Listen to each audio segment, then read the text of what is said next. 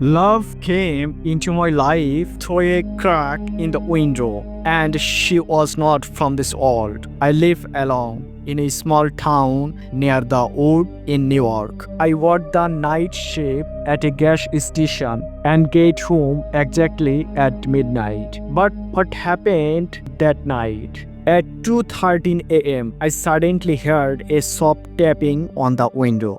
At first, I thought it was the wind, but I saw her on the other side. A girl floating, long black hair dancing in the air, wearing a dress of no color, as if woven from a dream. But her eyes, large, silver, and deeply sad. I froze. I could not speak or run. She said nothing, just stared. Then she vanished. The next night, she came again, every night at exactly 2:30 a.m. I thought I was losing my mind. I tried to record it, but nothing showed on camera. The strange part, every morning when I woke up, there was the faint smell of jasmine in the air. One morning, I even found a blue feather on my pillow, shimmering. One night, I decided not to sleep. I turned off all the lights and sat on my bed. Tap, tap, tap. She came, but this time she entered the room through the window. I was terrified, but she whispered, "Don't be afraid. I am not here to hurt you. I have been watching you for a long time. You are different. I like you. I love you." I could not respond. I just stared. Then she came closer and said, "I'm not a human. I don't belong here. But I can't stay away from you." She came every night. Her name was Zayra. She said she came from a world where love is forbidden. But still, she fell in love. We talked for hours. She laughed, held my hand, and slowly I fell in love with her too. She had wings, yes, wings. Whenever she was happy or emotional, they could glow. One night she looked terrified. She said, "They know. They have sensed my absence. If they find me here, they will take me or erase your memories." I said, "I love you, Zayra. Even if you are not a human, you are real to me. Please stay here." That night, she did not leave. She stayed by my side. We fell asleep together, breath in breath. Then came the storm. The power went out. The wind howled like a monster. The room turned ice cold. And suddenly, from the corner of the room, a shadow emerged, tall, black, eyes like fire. Zayra stood between me and it, screaming. The shadow said something in an unknown language, and then nothing. When I woke up, she was gone. Months passed. No more tapping on the window. Everyone says I imagined it, but I know that feather in my drawer. No one can fake that.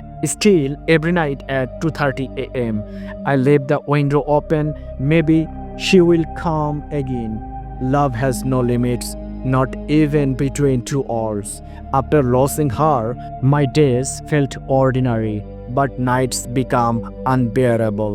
I sit up exactly at 2:30 a.m. I stare at the window, a shadow, a sound. When nothing comes, I try to sleep, but I can't. I wrote in my diary, day 17, no sign, no smell, no feather. Day 23, still no dream, only silence. But on day 30, something strange happened. There was something behind the mirror. That night, I was looking at my reflection. Suddenly, I thought I saw someone behind me. I turned around, no one. Looked back at the mirror, a feather floating on the other side, but in reality, nothing was here. I wondered, is she trapped somewhere? Is she calling me? One night, while searching, I found her old diary, one she once left for me. It said, "My world is not meant for people like you, but If someday I disappear, look up at the sky beyond the window. And if you truly want to find me, don't open the door to your room. Open the door to your soul. I did not know what she meant, but I decided I will search. Yes, I will go. I know it sounds insane, but over the next few days, a strange thing kept happening in my room. As I fell asleep, I did hear her voice in the wind. Neel, do you still love me? One night, I saw a glowing orb of light outside my window. Slowly inside it, I saw her, Zayra, but she was in pain, chained. She only said, "Help me." The next morning, there was a ring on my floor, blue stone set in silver, her favorite color. That night, I dreamed of my window covered in mist. Within it, a door appeared, glowing blue. I don't know how, but I walked toward it. On the other side was a world, deep, calm, but terrifyingly silent. Trees whispered, skies shimmered, silver, and the air was full of sobs. I searched for her in that world. After a long journey, I arrived at the foot of a mountain. There stood a fortress of the fairies. Inside the fortress, Zayra was imprisoned. When she saw me, her eyes welled up. "You came for me?" I said. "I don't know where you went, but I know without you, I am incomplete. I came to take you back." Just then, from the darkness emerged the guardian of the fairies, a terrifying figure with black wings, eyes burning like fire. It roared, "Human, how dare you enter here?" I said nothing.